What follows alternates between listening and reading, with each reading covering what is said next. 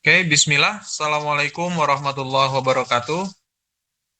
Di sini kami akan mempresentasikan hasil pengerjaan tugas proyek pembuatan website e-commerce untuk PT Garis Plastik Indo Espek.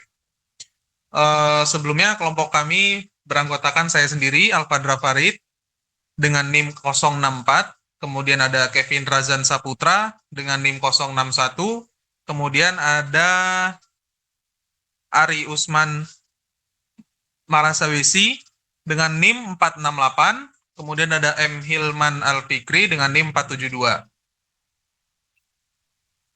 Lanjut ke bagian ruang lingkup. Nah, untuk ruang lingkup, PT Garis Plastik merupakan sebuah perusahaan manufaktur plastik, kemudian menyadari pentingnya kehadiran online untuk bersaing di pasar digital. Untuk mencapai ini, mereka bekerja sama dengan tim pengembang web untuk membuat situs web baru yang mencerminkan nilai-nilai perusahaan dan memberikan pengalaman pengguna yang intuitif dan menarik. Kemudian, studi kasus ini bertujuan untuk menganalisis proses kerjasama, tantangan yang dihadapi, dan solusi yang diterapkan dalam proyek ini. Dengan analisis mendalam, diharapkan dapat dipahami dinamika kerjasama antara klien dan penyedia jasa, serta strategi dan praktik terbaik dalam pengembangan situs web perusahaan untuk mendukung tujuan bisnis PT Garis Plastik Indo Espek.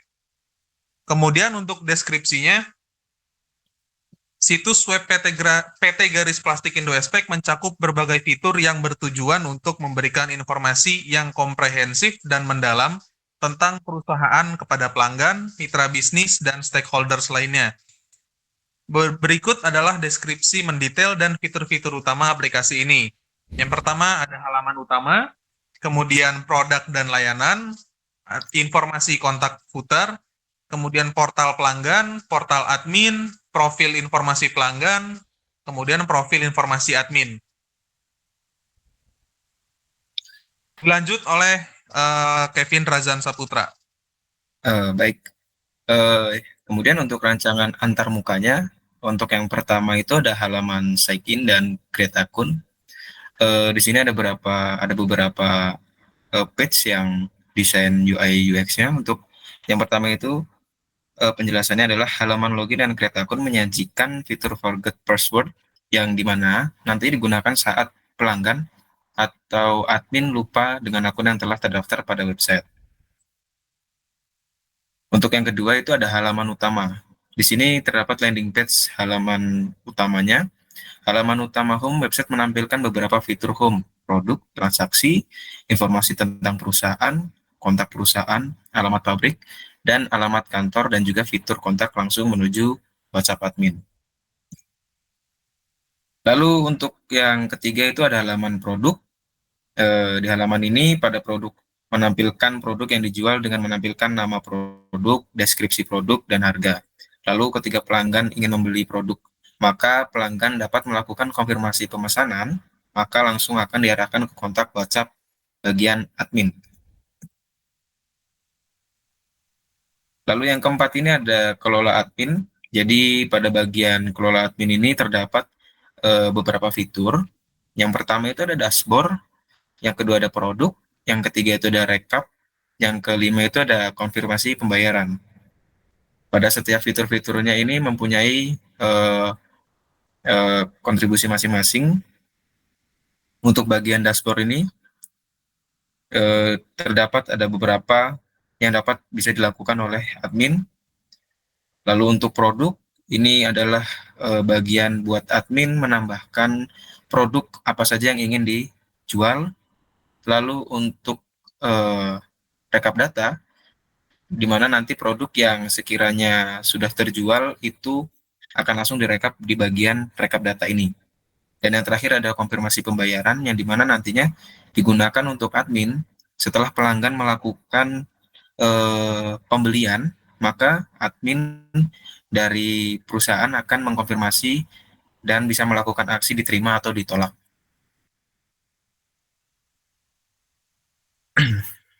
Penjelasan, halaman kelola admin menampilkan beberapa fitur yang dapat digunakan untuk admin. Ini sama seperti yang sebelumnya. Selanjutnya, untuk penjelasan front end dan back end, Itu bisa dijelaskan oleh Mas Hilman terlebih dahulu. Silakan Mas Hilman. Oke, untuk pertama terdapat index blade, yaitu indeks ini merupakan sistem database yang gunanya untuk mempercepat proses pencarian query pada data website. Nah, kemudian ada welcome blade. Nah, di sini welcome blade ini gunanya untuk proses pengembangan pada tampilan halaman pada website. Kemudian ada dashboard admin. Nah, dashboard admin ini untuk mengelola website dan dapat menambah jenis konten ya seperti menambah produk atau mengelola atau mengkonfirmasi lainnya. Kemudian ada login page. Nah, itu untuk proses masuk dalam sebuah layanan online yang berisi nama dan password. Dan selanjutnya akan dilanjutkan sama Mas Ari.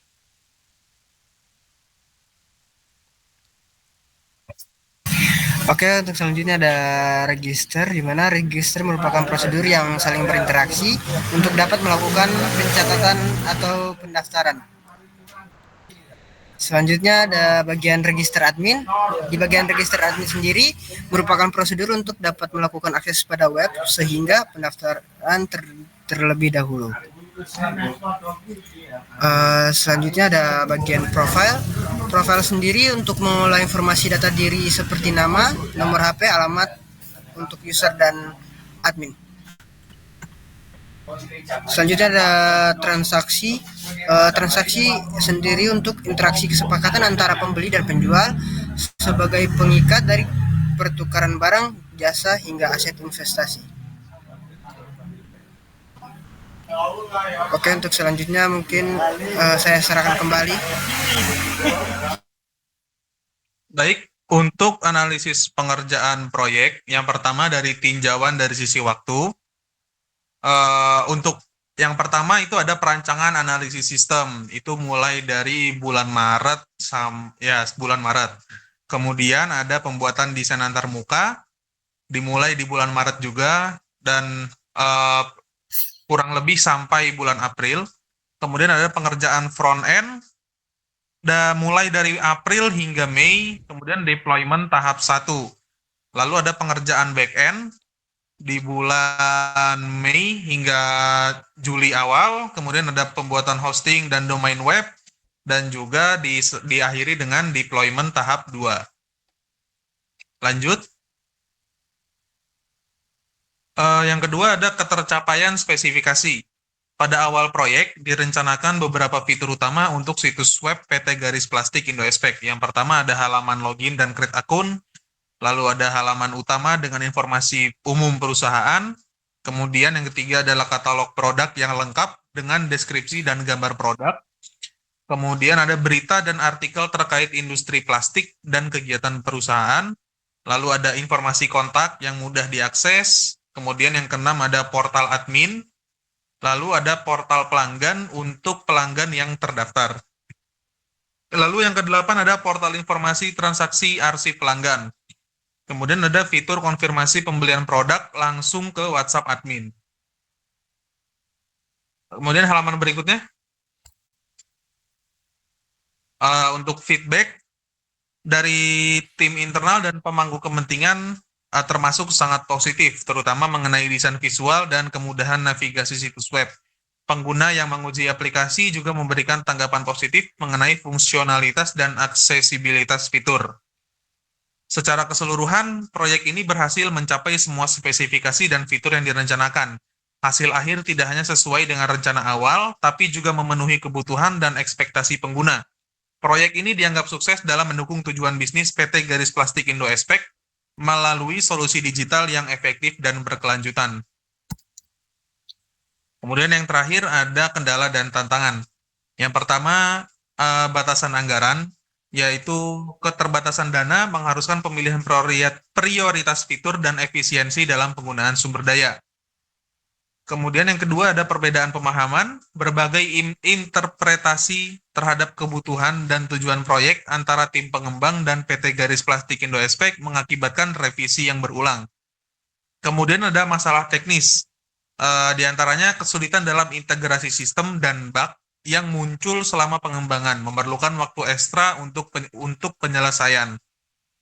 Lalu yang keempat ada perubahan tren industri. Adaptasi terhadap perubahan teknologi dan ekspektasi pelanggan yang terus berkembang membutuhkan penyesuaian berkelanjutan. Yang kelima, koordinasi tim. Menjaga komunikasi efektif dan kolaborasi antar berbagai anggota tim yang tersebar menjadi tantangan tersendiri. Mungkin cukup sekian dari kelompok kami, kurang lebihnya mohon maaf. Wassalamualaikum warahmatullahi wabarakatuh.